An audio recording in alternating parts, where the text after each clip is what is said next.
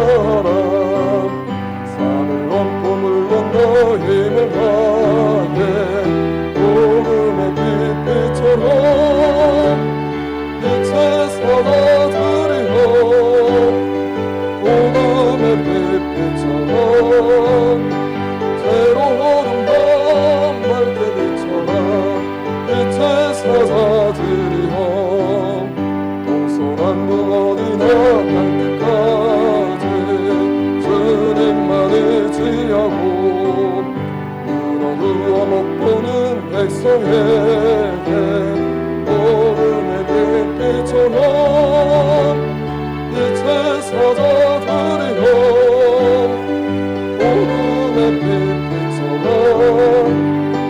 새로운 밤 맑게 비춰라 빛의 사자들이여.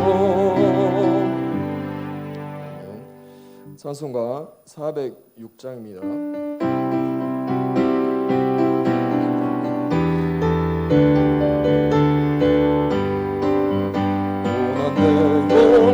편히 싣고 나의 혀로 간절한 포로 높은 가지고 다스리시니 내 영원한 파르지에 주의 영원하신 발 함께하사 항상 나를 붙드시니 어느 곳에 가든지 요동하지 않으니 주의 발을 의지합니다.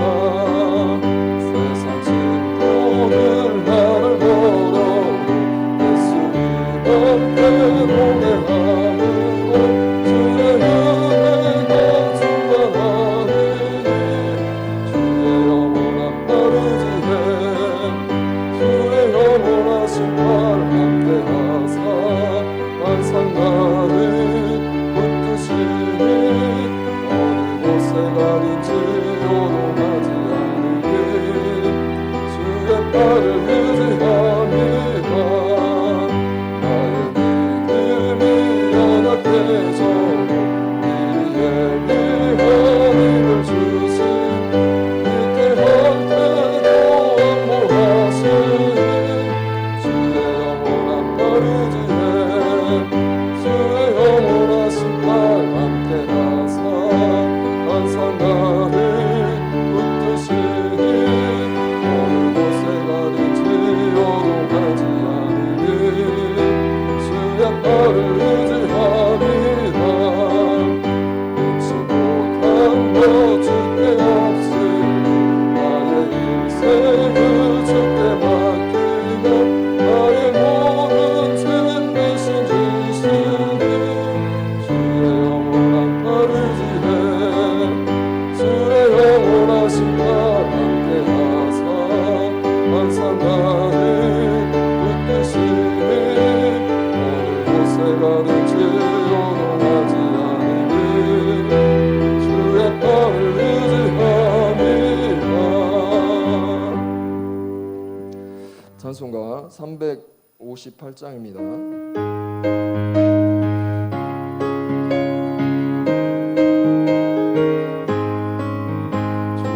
진리 위에 십자가 굳이 하늘 높이 들고서 주의 군사되어 용맹스럽게 찬송하며 나가세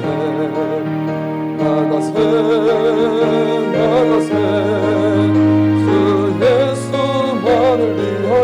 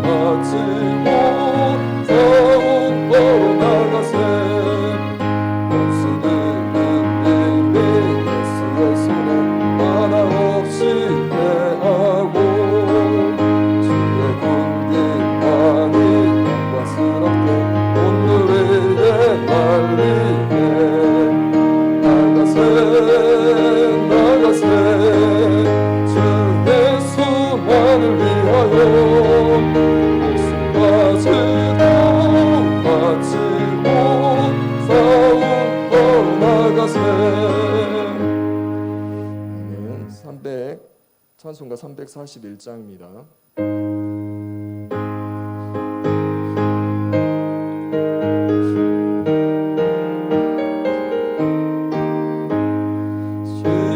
십자가를 내가 지고 주를 따라 갑니다. 이제부터 예수로만 나의 몸에 삼겠네. 세상 모든 후디어와 모두 잃어버려도 주의 평화 내가 왔고 영생 복을 받겠네. 주도 모독당했으니 나도 모독당하리. 세상 사람 한사니 예수 진실합니다. 예수 나를 사랑하사 인간 얼굴 보이면 원수들이 미워해도 염려할 것 없겠네. 내가 핍박 당할 때에 주의 품에 안기고 세상 고쳐 당할수록 나는 위로받겠네. 주가 주신 기쁨에 기뻐할 것 무엇냐. 주가 나를 사랑하니 기뻐할 것뿐일세.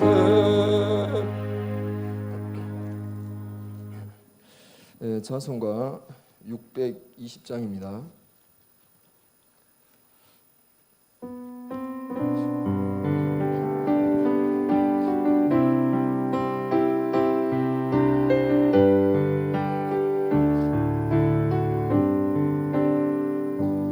여기에 모인 우리 주의 은총받은 자여라. 주께서 이 자리에 함께 계심을 아노라. 언제나 주님만을 찬양하며 따라가리니. 시험을 당할 때도 함께 계심을 인도하. 내 이름 높고 세워 수가 짓고 수신다. 모든 것에도 주의 말을 인도하여 주신다. 주님이 뜻하시니 헤아리기 어렵더라도 언제나 주 뜻 안에 내가 있음을 아노라. 사랑과 말씀들이 나를 더욱 새롭게 하니. 때로는 넘어져도 새 웃음이 인도하. 이름 높고 세워 주가 짓고 주신다. 모든 것에도 주의 말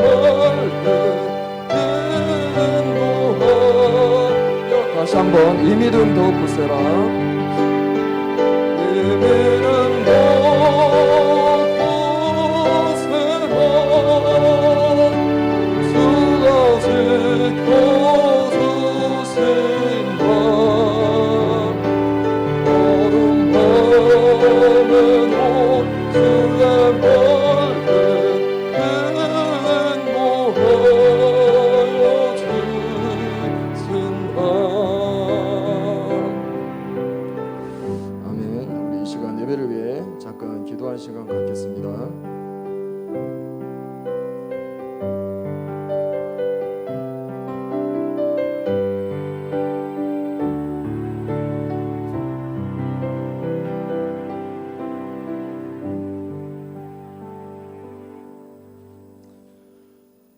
할렐루야.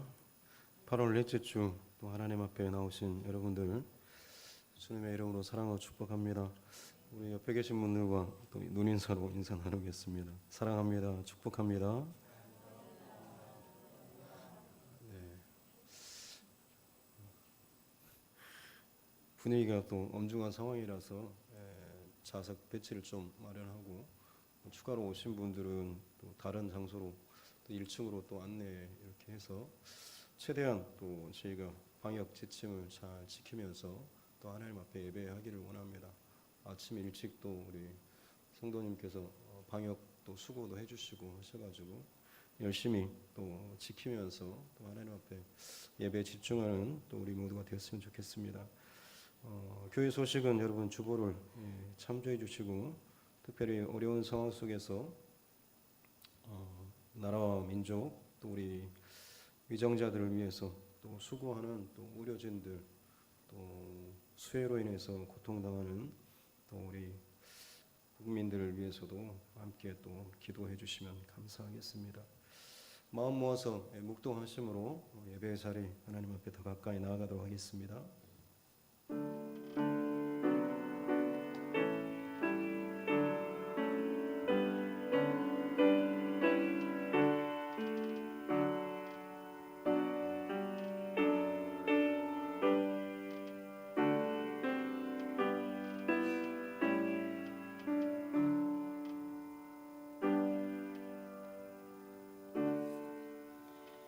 하나님은 영이시니 예배하는 자가 영과 진리로 예배할지니라. 아멘.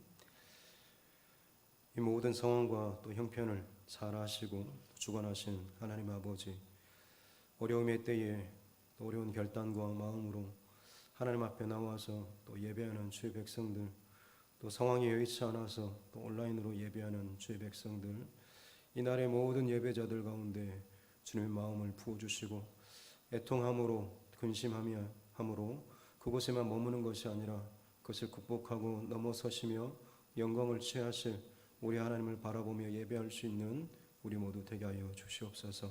감사드리며 우리 구주 예수님의 이름으로 기원하옵나이다.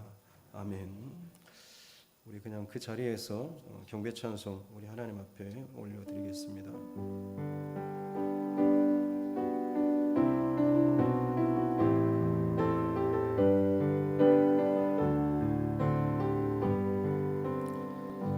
찬양하라 내 영혼아, 찬양하라 내 영혼아, 온 마음과 정성 다하여 주 찬양하라.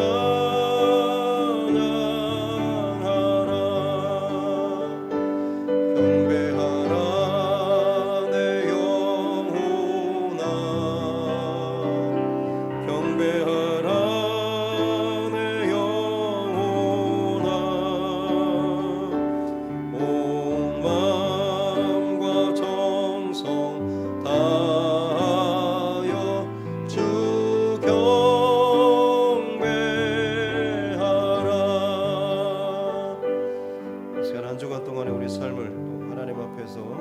정직하고 진실한 마음으로 또 돌이키시고 회개 기도하면서 함께 나아가도록 하겠습니다. 살아계신 아버지 하나님 감사합니다. 하나님 어려운 상황과 일 속에서 우리를 또 지켜주시고 삶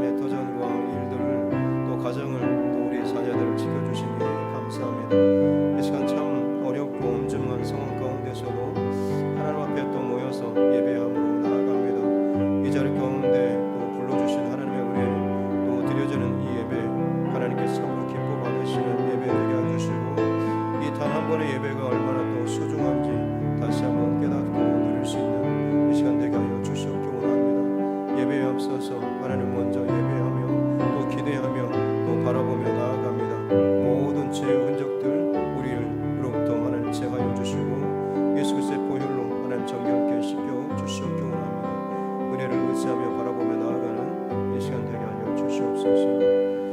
주님 감사합니다. 살아계신 아버지 하나님 감사합니다. 어려운 상황이고 또 두렵고 불안한 상황이지만 여전히 하나님께서 살아계시기에 우리가 일상 속에서 또 감사의 조건들을 찾고 하나님의 일하심을 기대할 수 있는 은혜를 허락하여 주시옵소서. 이 시간 어려운 여건 속에서 또 결단하며 하나님 앞에 나와서 예배하는 주의 백성들 긍휼을 베풀어 주시고 은혜를 더하여 주시고 무엇보다도 우리의 그 단 한 번의 예배가 얼마나 소중하고 귀한 것이었는지를 다시 한번 깨닫고 이제는 정말 그 한 번 한 번의 예배 가운데 더 집중하며 온 마음을 쏟는 우리 모두 되게 하여 주시옵소서. 코로나19가 참 여러 가지 또 우리의 삶을 옥죄어오고 불안과 염려로 사람들의 거리뿐만 아니라 마음과 삶의 거리 또한 더 많이 떨어뜨리게 하고 더 하나님 불안한 속으로 몰아넣고 있는 참 어려운 상황입니다. 하나님 이 속에서도 하나님께서 하나님의 백성과 또 하나님의 교회를 또 붙잡아 주시고 이 나라와 이 민족을 하나님께서 긍휼히 여겨 주시옵길 원합니다.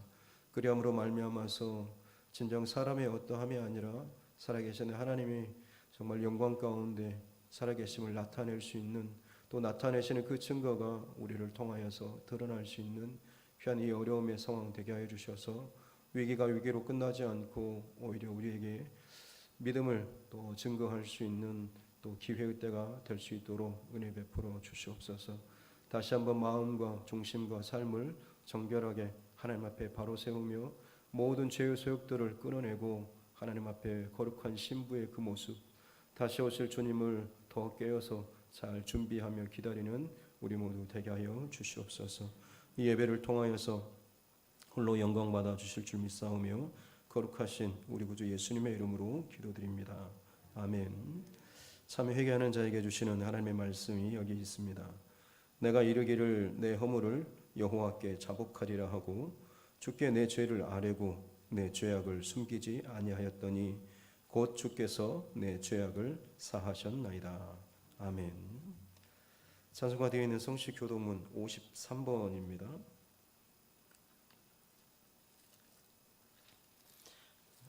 교도문 53번 시편 121편입니다. 교도문 53번입니다. 제가 한 절 여러분들 한 절 교독하도록 하겠습니다. 내가 산을 향하여 눈을 들리라 나의 도움이 어디서 올까? 여호와께서 너를 실족하지 아니하게 하시며 너를 지키시는 이가 졸지 아니하시리로다.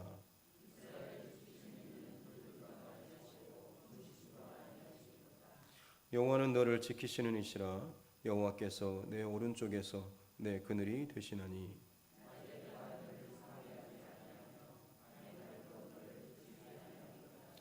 여호와께서 너를 지켜 모든 환난을 면하게 하시며 또 내 영혼을 지키시리로다.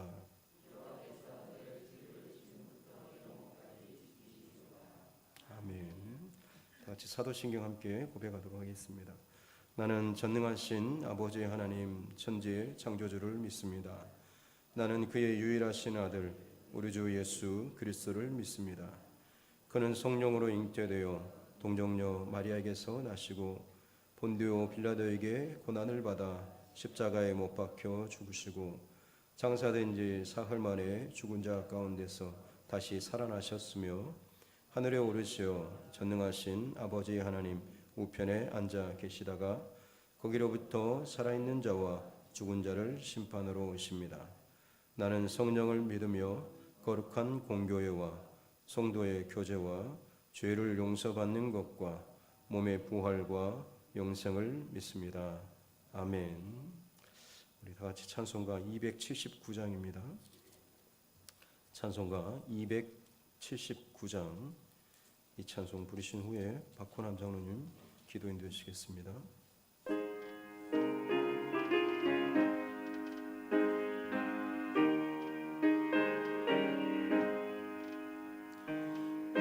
인내하신 구세주여 내가 비오니 죄인오라 하실 때에 날 부르소서.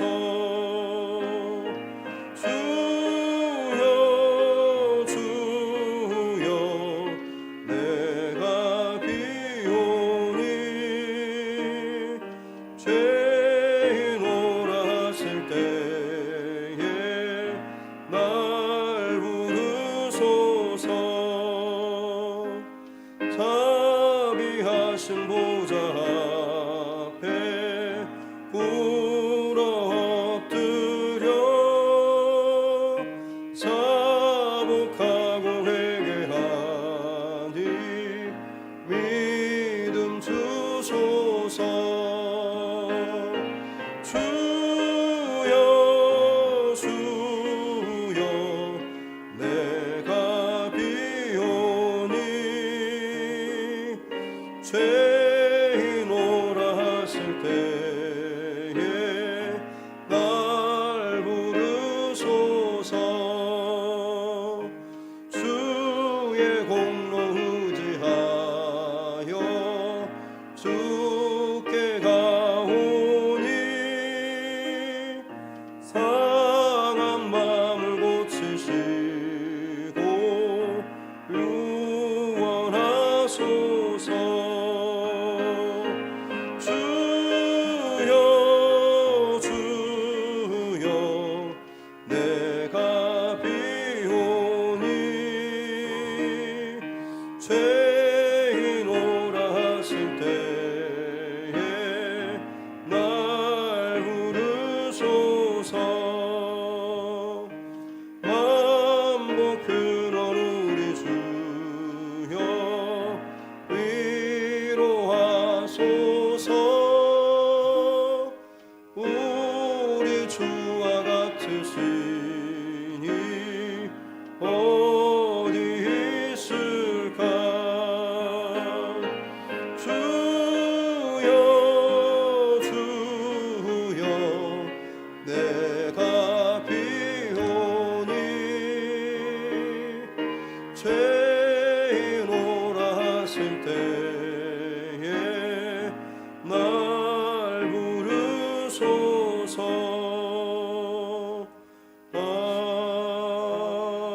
아멘. 네, 기도하십시다.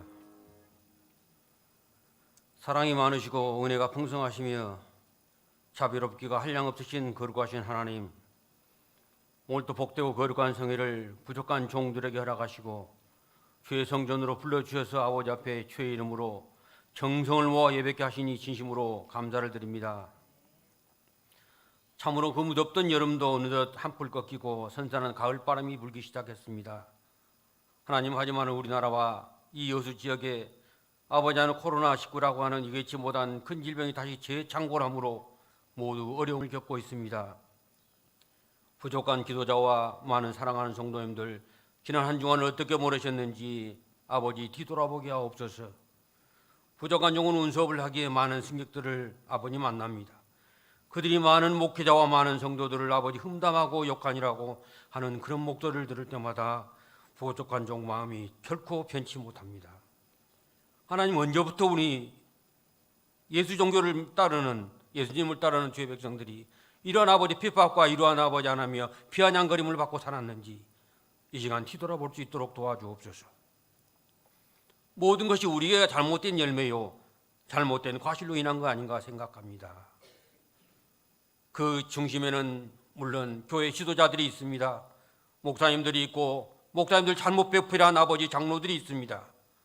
교회 지도자들이 다 아버지 앞에 회개하게 하시고 잘못을 깨닫고 돌아올 수 있도록 주여 도와주옵소서. 정광훈 목사가 비록 아버지 많은 잘못을 했다 하더라도 사랑제일교회를 아버지 하나님이여 잘 섬기는 아버지 장로들이 아버지 하나님 올바른 아버지 직원을 했더라면 그렇게 심한 아버지 하나님이여 불찰의 길은 가지 않았을 겁니다. 정광훈 목사 못지않게 그 교회 장로님도 큰 책임감을 느끼고 아버지 회개할 수 있도록 도와주옵소서. 무엇보다도 아버지 하나님 부족한 종이 우리나라에서 참 존경하는 기독교 원로가 한 분 계십니다. 고신대 아버지 하나님의 석자 교수로 계시는 아버지 하나님이여 참 훌륭하신 목사님인데 그 목사님 성함은 말하지 않겠나이다. 그분이 아버지 KBS 방송에 나와서 이런 말씀을 하십니다. 요즘 목사님들은 너무 돈을 좋아한다라고 말씀을 하십니다. 아버지 하나님, 우리 모든 교회가, 대한민국에 속한 모든 교회가 초대교회로 돌아가기를 원합니다. 초대교회에서는 목사님들은 아버지의 성경 연구와 기도에 집념하고 7 집사를 세워서 교회를 운영하게 하셨습니다. 그러므로 아버지 하나님 목사님들에게 악한 것이 결코 틈타지 못했고 교회의 운영은 아버지 7 집사가 책임지고 있습니다. 지금은 7 집사의 역할을 당회라고 하는 아버지 하나님의 장로님들이 맡고 있는데 아버지 하나님이여 목사님들에게 은혜를 베풀어 주시길 원합니다. 목사님들에게 아버지 하나님 정치 권력과 아버지 하나님 모든 거 다 내려놓기를 원합니다. 사랑하는 성도들을 잘 섬겨야 할 텐데 성도들을 아버지 하나님이여 성폭력하고 성추행해서 아버지 하나님 1심에서 8년을 받은 목사가 있는데 그것이 억울하다고 항도를 해서 12년으로 아버지 하나님이여 더 아버지 형을 받는 그런 경우도 뉴스에서 봤습니다. 하나님 이것이 다 어떤 일일까요? 우리가 다 회개치 못하고 우리가 하나님 아버지 앞에 올바로 서지 못하고 욕심이 다 과해서 하는 일이 아닌가 싶습니다. 또한 아버지 성도들은 분별력을 가져야 합니다. 성경을 잘 보고 과연 이 말이 옳은가 저 말이 옳은가 잘 분별력을 갖춰서 주 앞에 아버지 다 내려놓는데 한마음 한뜻이 될 수 있도록 도와주옵소서. 거룩하신 아버지, 우리 두드림 교회를 기억하셔서 두드림 교회가 참으로 하나님 보기에 아름다운 교회로 성장되기를 원합니다. 두드림 교회가 참으로 목사님을 비롯한 모든 사랑하는 장로님들과 아버지의 집사님들과 아버지 권사님들과 사랑하는 성도들이 한마음 한뜻이 되어서 주님 보기에 항상 부끄럽지 않는 삶 가운데 살아갈 수 있도록 도와주옵소서. 이 귀한 시간 어려운 발걸음들 하셨습니다. 하나님 돌아갈 때는 하나님 은혜를 듬뿍 받고 참으로 기쁘고 즐겁고 밝은 얼굴로 돌아갈 수 있도록 주여 도와주옵소서. 주께 모든 것 맡깁니다. 예수 그리스도의 이름으로 기도하옵나이다. 아멘.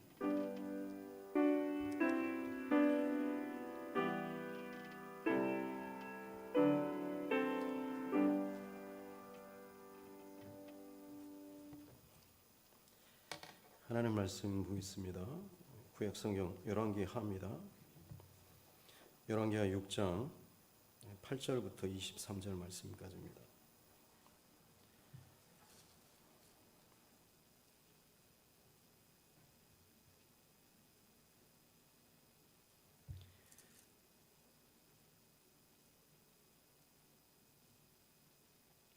구약성경 열왕기하 6장 8절로 23절 말씀입니다.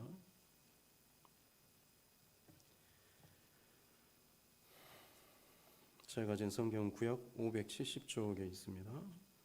본문이 좀 깁니다. 제가 좀 빨리 낭독하도록 하겠습니다. 열왕기하 6장 8절부터 23절 말씀입니다. 그때 아람 왕이 이스라엘과 더불어 싸우며 그의 신복들과 의논하여 이르기를 우리가 아무데 진을 치리라 하였더니 하나님의 사람이 이스라엘 왕에게 보내 이르되 왕은 삼가 아무 곳으로 지나가지 마소서 아람 사람이 그곳으로 나오나이다 하는지라. 이스라엘 왕이 하나님의 사람이 자기에게 말하여 경계한 곳으로 사람을 보내 방비하기가 한두 번이 아닌지라. 이러므로 아람 왕의 마음이 불안하여 그 신복들을 불러 이르되 우리 중에 누가 이스라엘 왕과 내통하는 것을 내게 말하지 아니하느냐 하니 그 신복 중에 한 사람이 이르되 우리 주 왕이여 아니로소이다. 오직 이스라엘 선지자 엘리사가 왕이 침실에서 하신 말씀을 이스라엘의 왕에게 고하나이다 하는지라. 왕이 이르되 너희는 가서 엘리사가 어디 있나 보라. 내가 사람을 보내어 그를 잡으리라. 왕에게 아뢰어 이르되 보라 그가 도단에 있도다 하나이다. 왕이 이에 말과 병거와 많은 군사를 보내매 그들이 밤에 가서 그 성읍을 에워쌌더라. 하나님의 사람의 사환이 일찍이 일어나서 나가보니 군사와 말과 병거가 성읍을 에워쌌는지라. 그의 사환이 엘리사에게 말하되 아 내 주여 우리가 어찌하리이까 하니 대답하되 두려워하지 말라.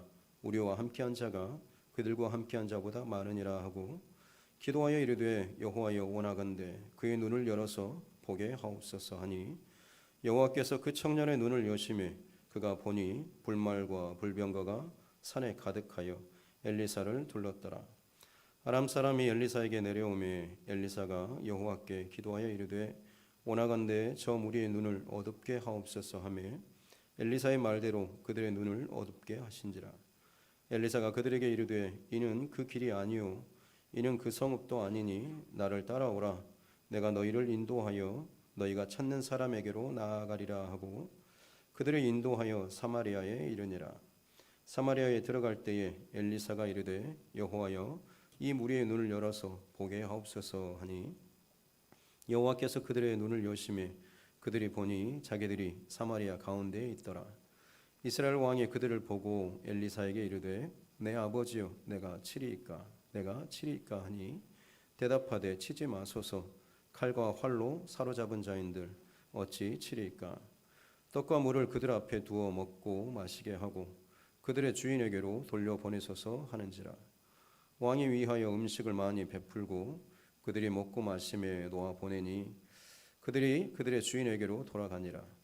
이로부터 아람 군사의 부대가 다시는 이스라엘 땅에 들어오지 못하니라. 아멘. 찬송가 338장 부르시면서 준비하신 예물 하나님 앞에 올려드리겠습니다.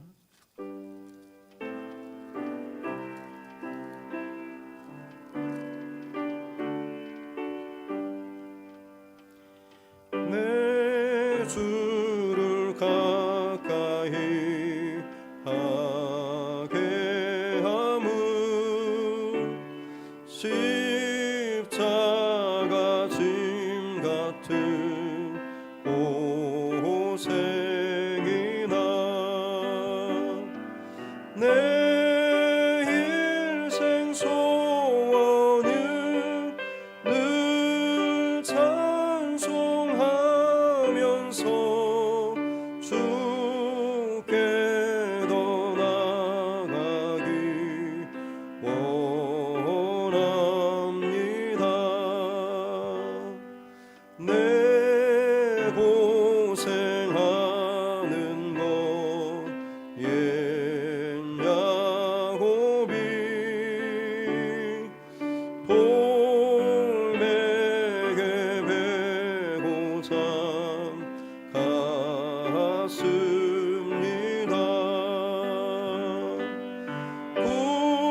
꿈에도 소원이 늘 찬송하면서 주께 더 나아가기 원합니다.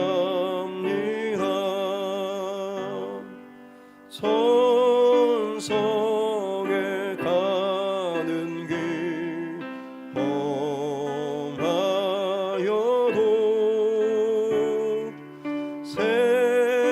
생명길 되나니 은혜로다. 천사 날 부르니 늘 찬송하면서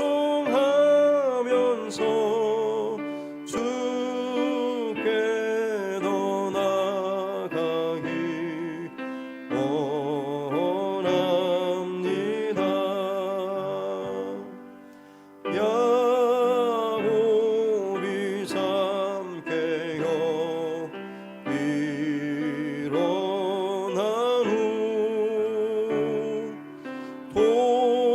돌단을 쌓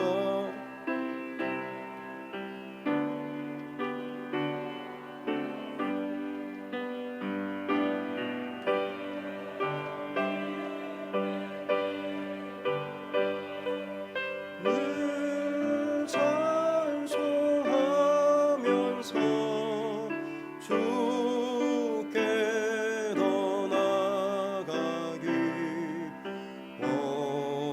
원합니다. 아멘. 드려진 예물 위해서 함께 기도하겠습니다.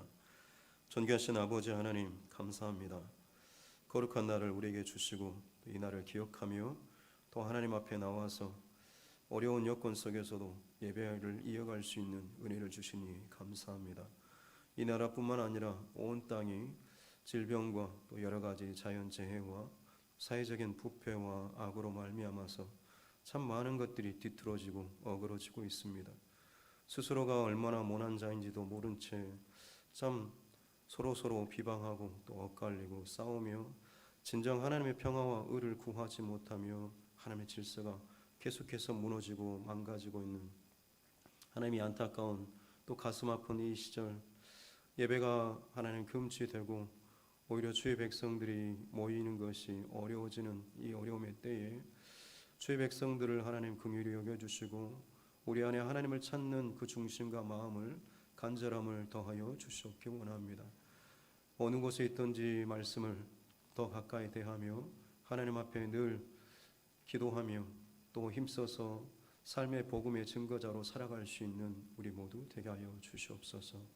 머리가 큰 자가 아니라 진정 하나님의 사람으로 예수 그리스도를 닮아가는 흔적을 남기는 자로 우리를 세워주시고 날마다 새로운 은혜로 우리를 붙잡아 주시옵길 원합니다. 이 귀한 시간 하나님 앞에 마음과 정성을 모아서 예물과 기도를 올려드립니다. 부족하고 연약한 우리의 또 정성이지만 하나님께서 이것을 기뻐 받아주실 줄로 믿습니다.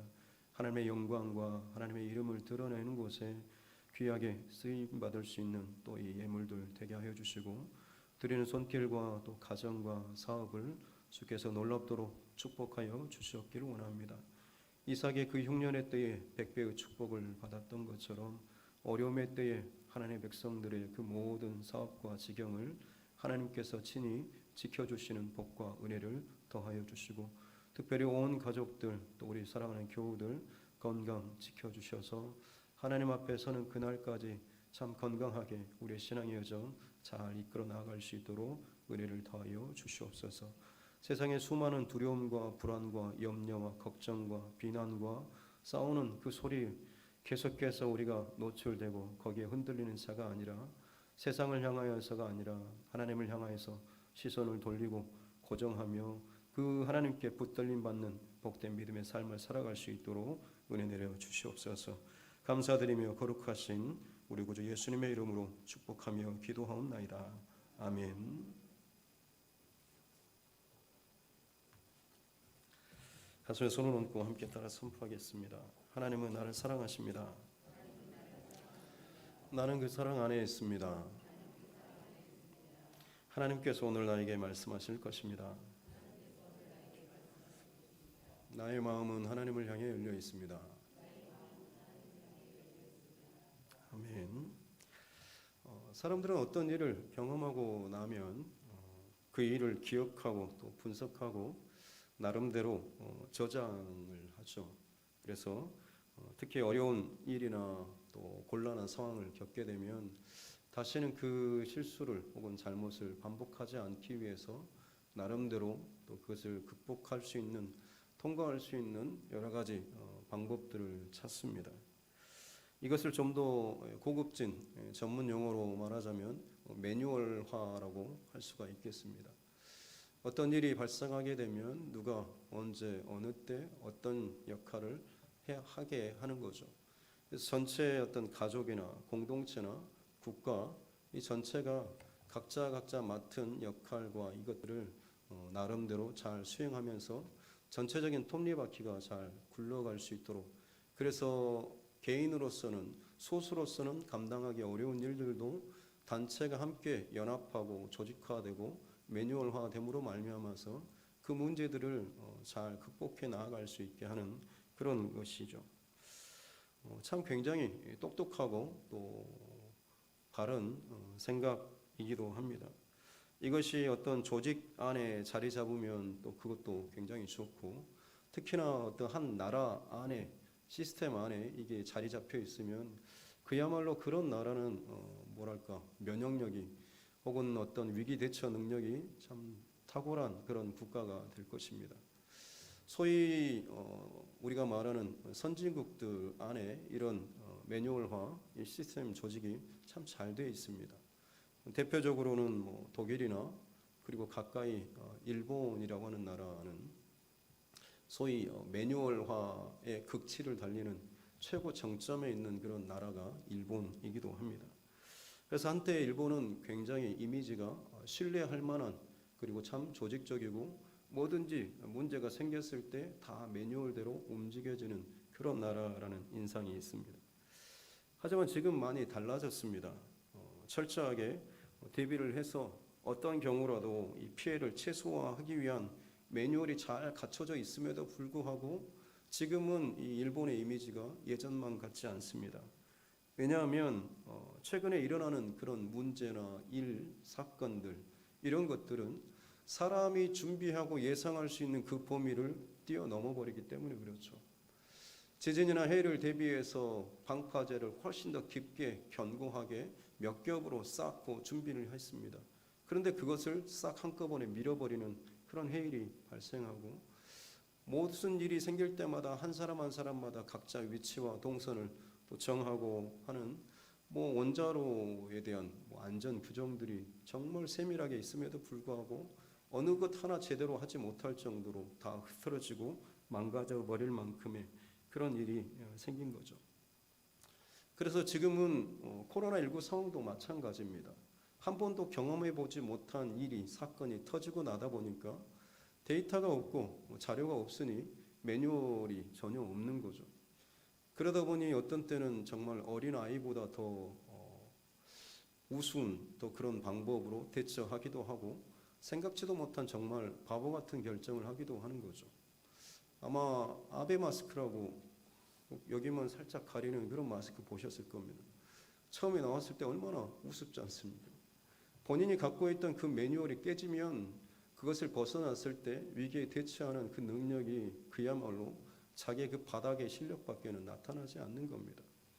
본인들이 갖고 있는 그것들을 넘어서다 보니 지금은 아예 대놓고 그냥 코로나는 감기와 별반 다를 바니 없다라고 하면서 그냥 마스크도 쓰지 말고 여행도 자유자재로 마음대로 하고, 관광도 하고, 맛집도 다니고, 하고 싶은 건 마음대로 하라라고 지금은 오히려 권유를 하고 있는 상황.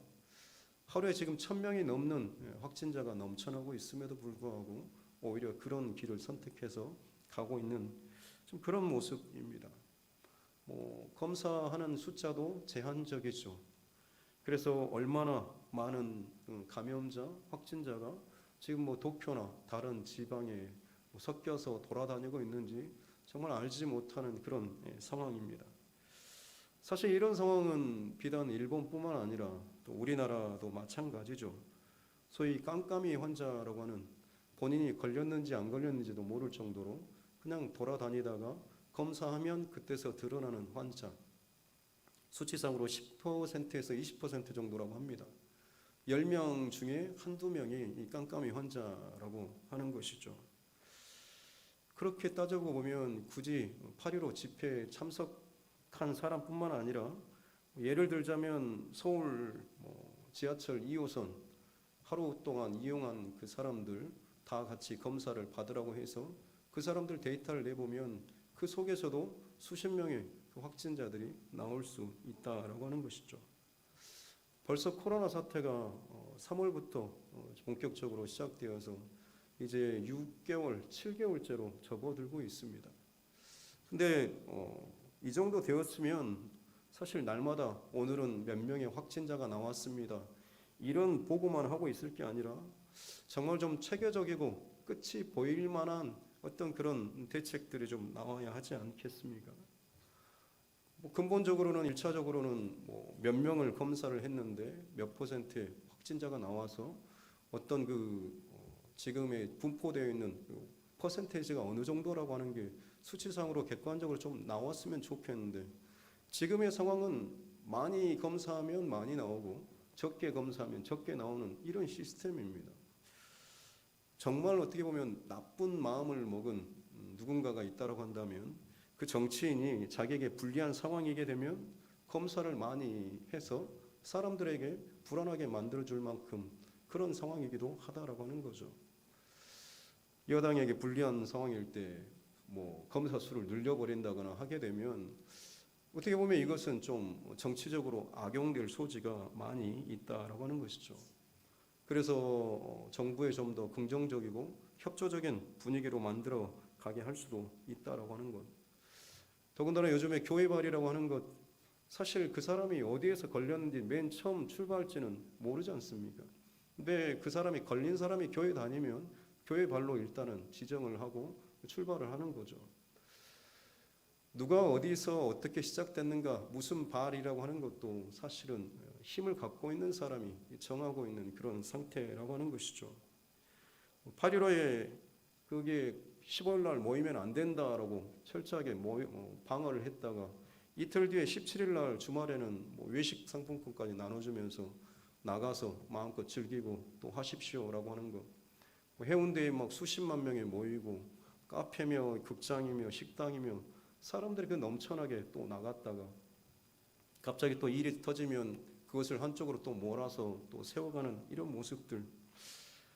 그냥 숫자가 늘었다 줄었다가 무슨 고무줄 놀이 하는 것도 아니고 계속해서 지쳐가는 건 우리 국민들의 모습밖에는 되지 않지 않습니까?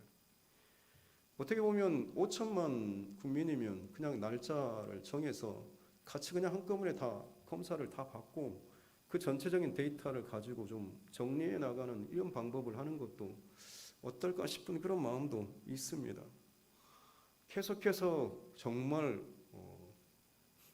문자에 테러 당하는 듯한 이 문자를 계속해서 받는 게 엄청난 불안과 스트레스를 계속해서 주고 있는 것 같습니다. 그렇다고 해서 제가 정말 시끄러운 그 사랑제일교회 정광훈 목사님 그 극우 보수 단체를 두둔하는 것은 더더욱 아닙니다. 정말 이제 이 어려운 상황이라고 한다면 최소한 상식에 맞는 그런 행동을 해야 하는 것이 당연하죠.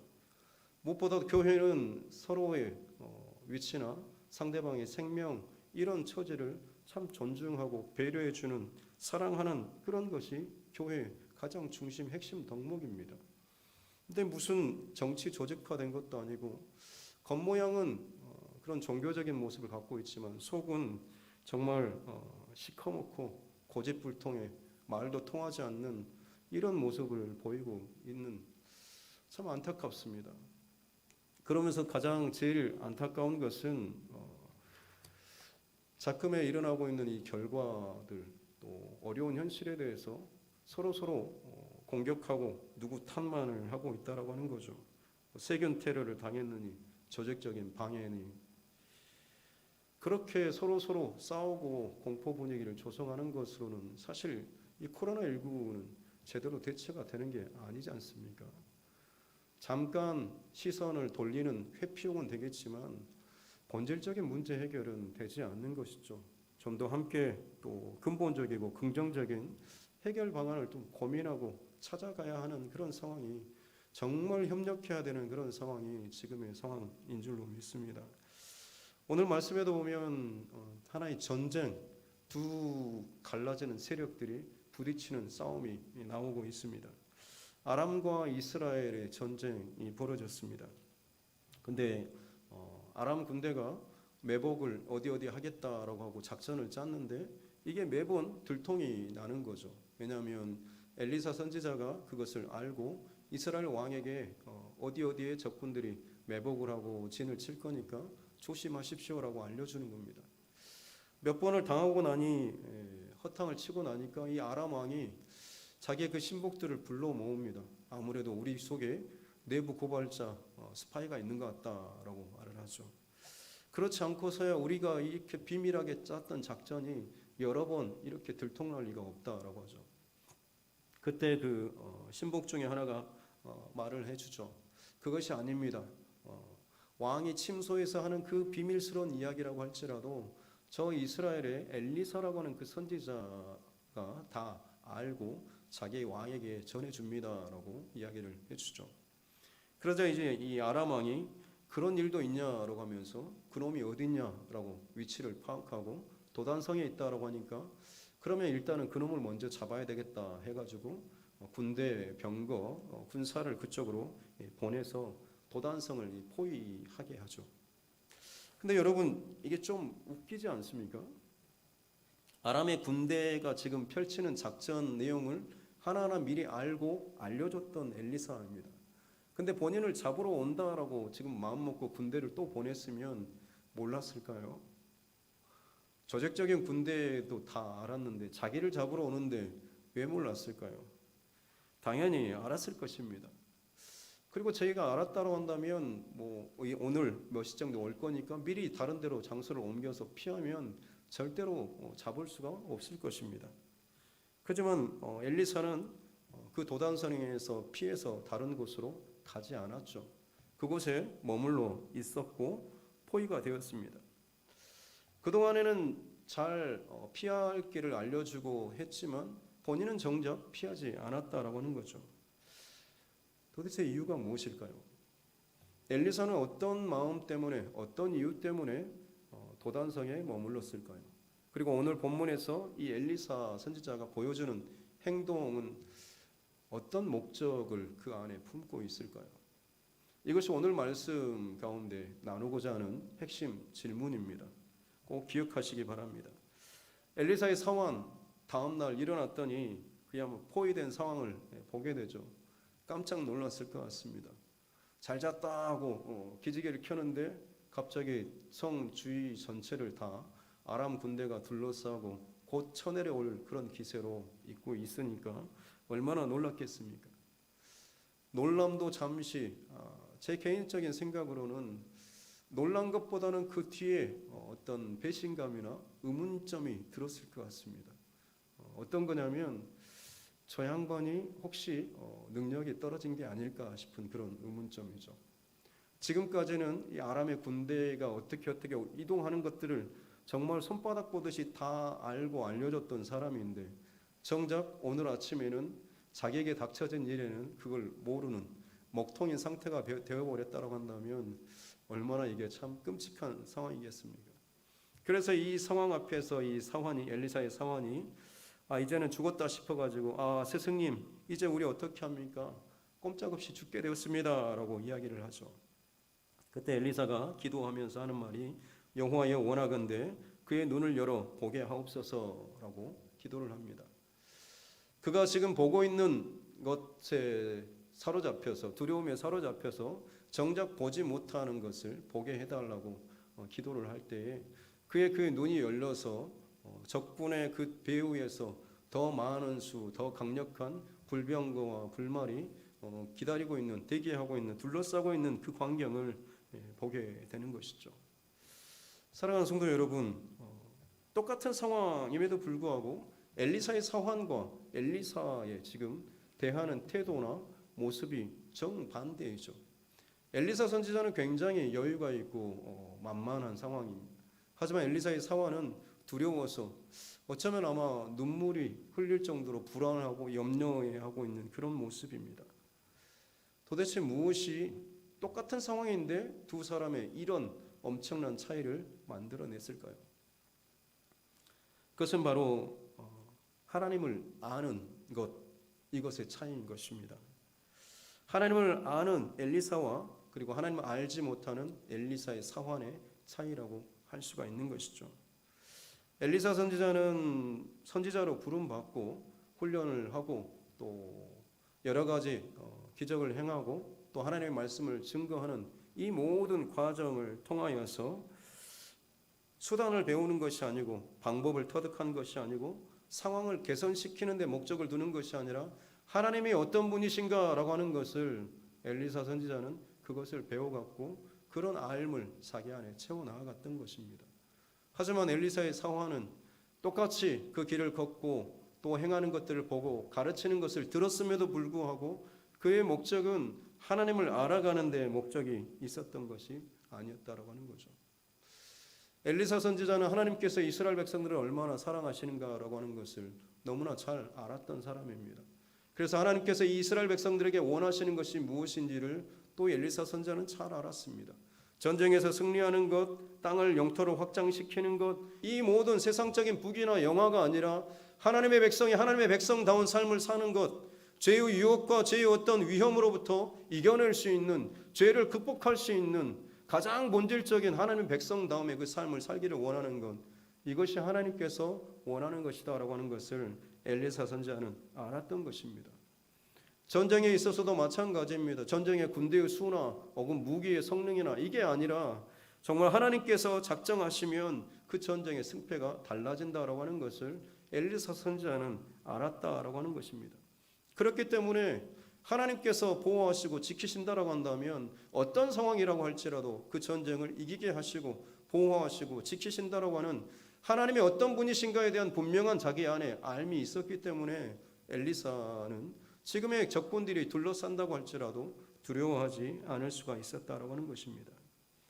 반면에 엘리사의 사원은 엘리사 곁에서 돕고 따르고 듣고 배우고 나름대로 똑같이 그 일을 행하는 것 같았지만 사실 그의 목적은 그의 그 주목하는 바는 일하는 것에만 보았고 엘리사가 행하는 그 수단과 방법 어떻게 하면 저 정도의 어떤 선지자로서의 어떤 실력이나 어떤 말투나 가르침이나 행동 이런 것 닮아가는 겉모양의 그것만을 배우고 있었다라고 하는 것입니다. 정작 그 안에서 하나님이 어떤 분이신가라고 하는 것을 배웠어야 함에도 불구하고 겉의 그 종교적인 습관과 모습과 행위만을 배우고 그것만 익숙해지면 그 정도만 하면 적당하게 자기가 뭐라 된 것처럼 여겨질 수 있다라고 생각을 했다라고 하는 것이죠. 가장 중요한 것은 하나님을 아는 알미 그 안에 가장 알맹이가 그 안에 없었다라고 하는 것입니다. 그런 상황에서 이 상황을 직면하다 보니까 두려울 수밖에 없는 것이죠. 눈앞에 보이는 새로운 환경, 새로운 문제, 지금까지 경험해 보지 못한 그런 일들 앞에서 두려워하며 근심하며 떨 수밖에 없었다라고 하는 것입니다. 하나님에 대한 암, 하나님께서 어떻게 일하시는가, 어떻게 보호하시는가에 대한 그런 살아계신 하나님에 대한 그 알미, 자기의 알므로 그 안에 없었기 때문에 이 새로운 문제와 상황 앞에서 두려워할 수밖에 없었다라고 하는 것이죠. 아마 사환의 눈이 열려져서 불병거와 불말을 보게 됐을 때 사환이 무슨 생각을 했을까요? 어서 빨리 불병거 불말이 공격해서 저 아람 군대를 싹 해치워버렸으면 하는 그런 마음을 갖지 않았겠습니까? 여러분 이런 마음도 사실 다 하나님을 제대로 알지 못하는 그저 하나님의 일하심 하나님의 역사를 자기의 유리한 쪽으로 자기에게 편드는 쪽으로 그것을 바꿔버리는 하나님의 그 본질적인 하나님의 생각, 하나님의 마음, 하나님의 뜻, 하나님의 원리, 하나님의 어떤 분이신가라고 하는 것을 알아가는 것이 아니라 그저 하나님을 수단과 방법으로 그저 나에게 이용하는 그런 모습밖에는 되지 않는다라고 하는 것입니다. 사랑하는 성도 여러분, 하나님을 안다라고 예수님을 믿는다라고 하면서도 정작 우리의 신앙의 모습이 뭔가 내게 유리한 쪽 혹은 내가 이용할 수 있는 쪽 혹은 내가 어떤 문제 상황 가운데 그것을 돌파할 수 있는 해결 방안의 하나로만 수단으로만 내가 이것을 붙잡고 기도하며 매달리고 있다고 한다면 정말 우리는 본질적인 의미에서 방향을 잘못 잡고 있는 것입니다. 설사 그것으로 통해서 은혜를 받고 뭔가 통과하고 끝났다라고 할지라도 그 이후에 우리 안에 남는 것이 없습니다. 잘 통과했어, 잘 지나갔어, 그런 흔적 기억만이 남는 거죠. 간증이라고 해봤자 그 문제를 통과한 그 기억만이 있는 것입니다. 하지만 그 속에서 하나님이 어떤 분이신지를 알았다라고 한다면, 배웠다라고 한다면, 경험했다라고 한다면 그 알미 그 사람의 삶을 계속해서 변화시켜 나아가지 않았겠습니까? 날마다 그의 삶을 깨우고 움직이게 하시고 상황이 닥칠 때마다 하나님 앞에 기도하게 하고 하나님의 말씀을 전해주고 그 말씀에 따라 순종하는 싸움을 날마다 이어가게 하는 것 아니겠습니까?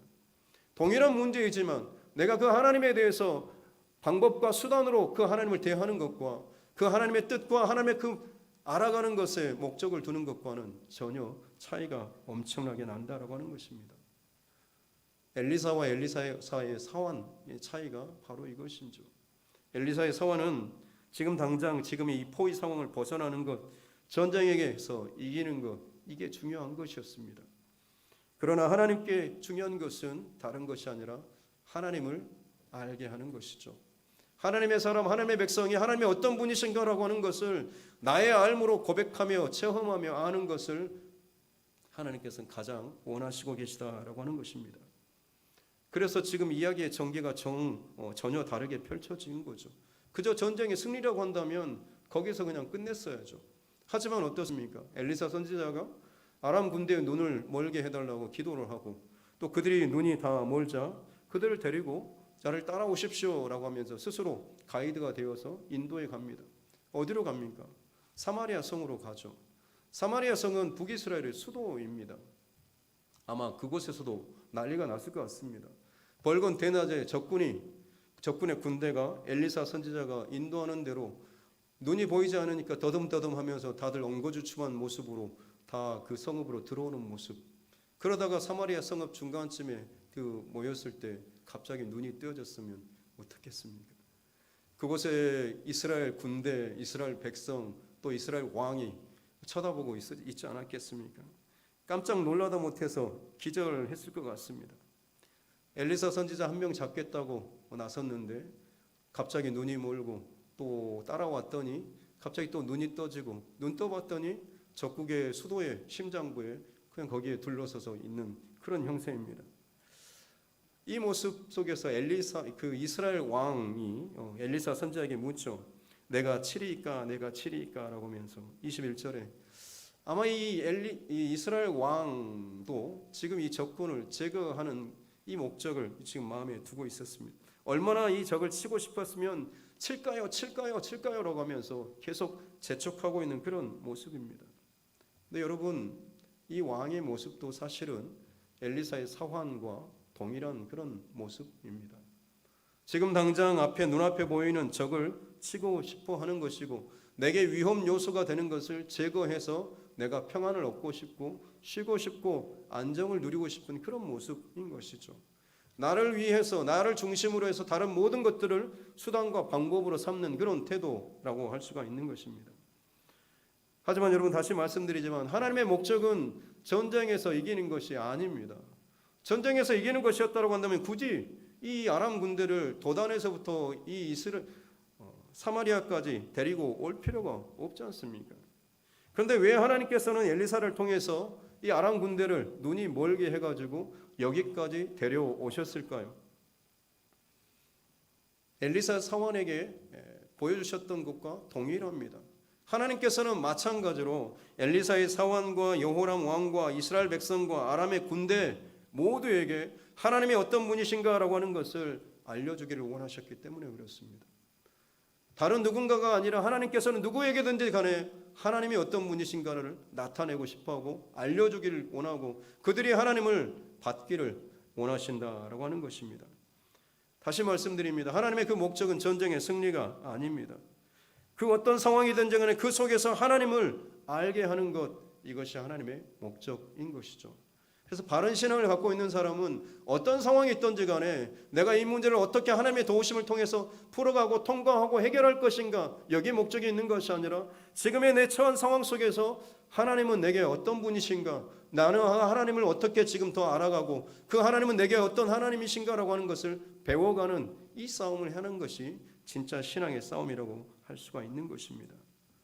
하나님의 일하심을 통해서 내 문제를 해결받는 것이 목적이 아니라 하나님의 일하시는 그 과정을 통하여서 하나님은 이런 분이시구나, 하나님이 이렇게 일하시는구나, 하나님이 이런 마음을 갖고 계시구나, 이런 뜻을 갖고 계시는구나 라고 하면서 하나님에 대해서 더 많이 알아가고 배워가는 것, 이것이 하나님께서 저와 여러분들에게 가장 원하시는 하나님의 그 일하시는 그 목적이다라고 하는 사실을 꼭 기억할 수 있기를 주님의 이름으로 축복합니다.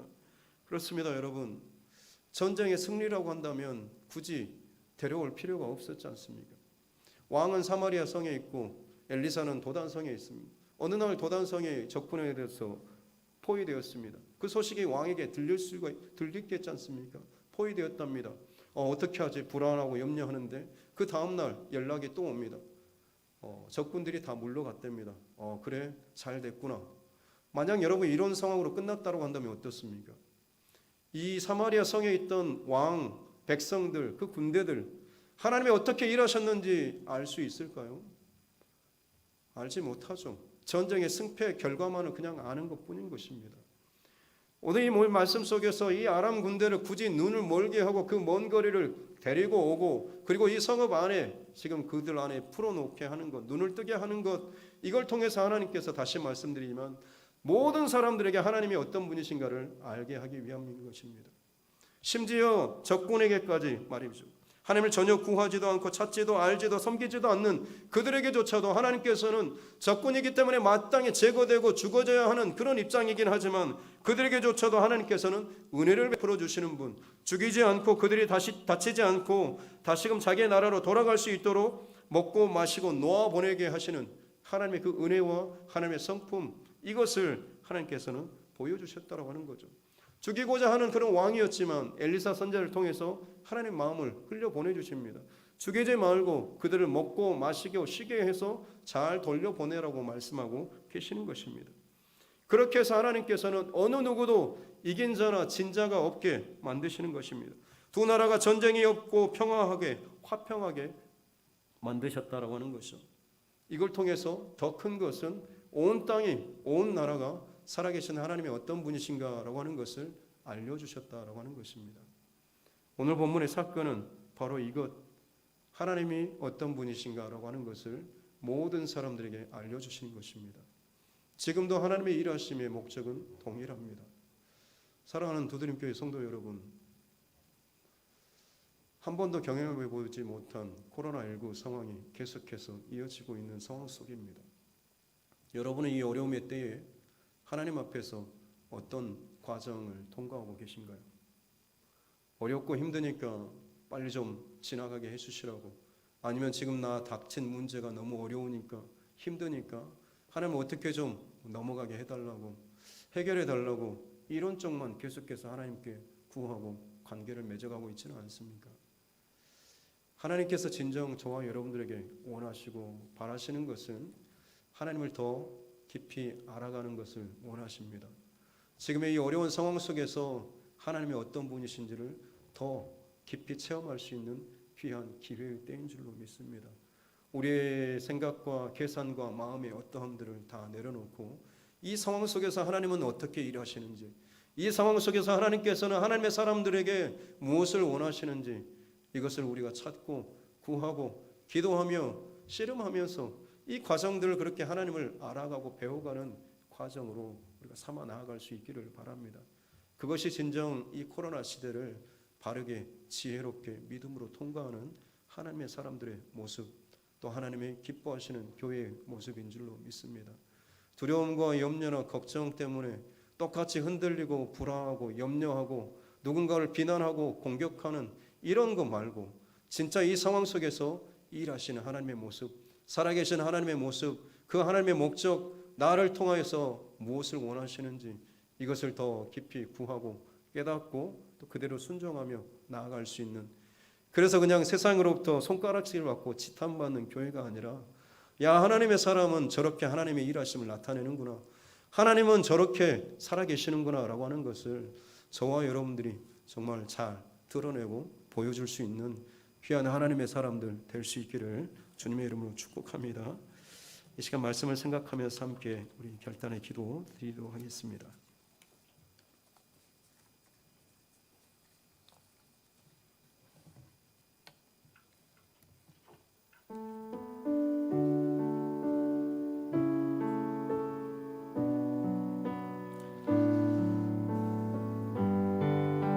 함께 기도하겠습니다.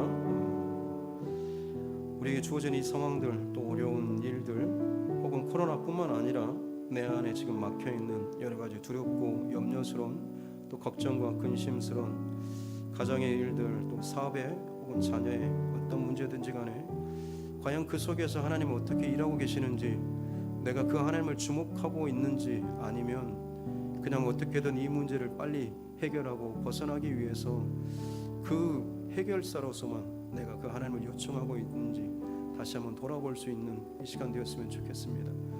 우리가 이 땅을 살아가면서 진정 채워야 할 것은 하나님의 도우심을 통하여서 얼마나 많이 승리하고 또 이기고 또 멋들어지게 또 드러나는가라고 하는 것이 아니라, 아무리 바닥과 힘든 인생을 살아간다고 할지라도 그곳에서 하나님이 어떤 분이신가라고 하는 것을 더 많이, 더 깊이, 더 풍성하게 알고 경험하는 것이 진짜 하나님께서 기뻐하시는, 하나님이 찾으시는 귀한 하나님의 사람, 하나님의 예배자, 또 하나님의 교회인 줄로 믿습니다. 이 코로나19 상황 속에서 우리가 이 싸움, 이 마음의 중심을 지켜나갈 수 있도록 성령 하나님 은혜를 베풀어 주시고 우리 마음과 생각을 지켜주시옵소서라고 이 시간 함께 기도하도록 하겠습니다. 살아계신 아버지 하나님 감사합니다. 어려운 상황들 또 어려운 일들 속에서도 우리를 지켜주시고 또 우리와 함께 해주시니 감사합니다. 하나님 눈앞에 펼쳐진 상황이 참 많이 힘들고 어렵습니다. 두렵고 염려스러운 상황이 오고 있습니다. 어디서 어떻게 무슨 일이 터질지 알지 못할 정도로 사방이 적군으로 둘러싸인 것처럼 참 두려운 상황입니다. 우리가 어찌할 바를 알지 못하는 상황이지만 하나님 다시 한번 오늘 말씀을 통하여서 내 스스로를 점검하기를 원합니다. 하나님 앞에 기도하며 예배하며 또 신앙생활을 해나가는 우리 삶의 모습, 방향 또 그 목적이 혹시나 나의 문제 해결은 혹은 내가 중심이 되어서 내 상황의 개선이라 혹은 나의 어떠함들이 풀어지는 것에만 자꾸만 그것을 나의 목적으로 삼고 있지는 않습니다. 하나님의 시선과 하나님의 마음과 하나님의 목적을 가지고 살아가게 도와주시옵기 원합니다. 우리가 이 땅을 살아가면서 어떤 상황에서든지 일하고 계시는 하나님, 역사하고 계시는 하나님, 주관하고 계시는 그 하나님, 살아계신 하나님을 바라볼 수 있도록 도와주시옵소서.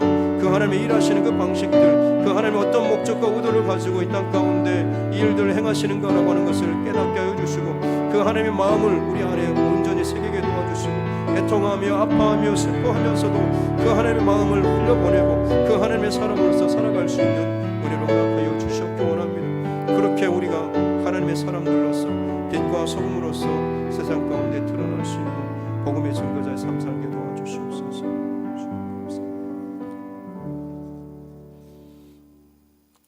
살아계신 아버지 하나님 감사합니다. 호세아 선지자를 통하여서 우리가 여호와를 알자, 힘써 여호와를 알자라고 하면서 이 백성이 여호와를 아는 지식이 없어서 망한다라고 했던 그 아픈 울부짖음이 또 우리의 울부짖음 되게 하여 주시옵소서. 오랜 세월 믿음의 세대를 지나가고 몇 대째 신앙생활을 함에도 불구하고 지식은 늘고 습관은 늘고 모양새는 늘고 말은 늘었지만 진정 우리 안에 알맹이가 늘지 못한 채 하나님을 아는 지식이 부족한 채 정말 하나님께서 내 안에서 살아서 역사하시며 일하시고 움직이시고 나와 함께 걸어가시는 그 믿음의 흔적이 없이 껍데기만 가지고 큰 소리 치는 그런 일들이 정말 이 땅 가운데 너무나 많이 벌어지고 있습니다. 하나님은 이 시대 가운데 여전히 하나님께서는 살아계시고 역사하고 일하고 계시는 줄로 믿습니다. 일의 문제의 해결, 상황의 호전, 하나님 이것만을 우리가 구할 것이 아니라 이 속에서 진정 하나님께서 무엇을 원하시는지, 어떤 의도가 계신지, 어떤 뜻이 있는지 이것을 구하면서 하나님을 더 많이 알아가고 배워가는 우리 모두 되게 하여 주시옵소서. 그래서 정말로 세상과는 다른 중심과 마음과 자세와 태도를 가지고 진정 하나님이 어떤 분이신가, 하나님의 사랑이 어떤 것인지, 하나님의 은혜가 얼마나 큰가라고 하는 것을 우리를 통하여서 드러내고 흘려보낼 수 있는 귀한 하나님의 사람들 되게 하여 주시옵소서. 평생토록 여호와 하나님을 힘써서 알아가고 배워가고 닮아감으로 말미암아서 그 빛이 하나님 등경 위에 두었을 때 감추지 못하는 것처럼 하나님과 함께하는 하나님을 힘써 알아가는 우리의 삶 자체로가 정말 세상 가운데 빛을 비추는 아름다운 믿음의 증거가 되게 하여 주시옵소서. 우리 삶 가운데 이 어려운 상황 속에서 여전히 하나님께서 그렇게 결단하며 나아가는 주의 백성들 가운데 함께 하시고 동행하여 주실 줄로 믿습니다. 감사를 드리며 지금은 우리 주 예수 그리스도의 은혜와 하나님 아버지의 무한하신 사랑과 성령님의 감동감화 교통하심이 우리에게 처해진 상황과 일들 이것에만 집중할 것이 아니라 이것을 이끄시는, 행하시는, 허락하시는, 주관하시는 하나님의 일하심을 보게 하여 주시고 그 일하심 가운데 하나님의 뜻과 목적이 무엇인지 또 그 하나님의 성품이 어떠한 것인지 하나님의 마음이 어떤 것인지를 더 깊이 더 알아갈 수 있는 또 하나님을 닮아갈 수 있는 귀한 하나님의 사람들이 되기로 작정하며 고백하는 사랑하는 주의 권속들 머리머리 위에 또한 그들의 각 가정과 또 하는 사업과 또 모든 일들과 계획들 위에 이제로부터 영원토록 함께 하시기를 간절히 축원하옵나이다. 아멘.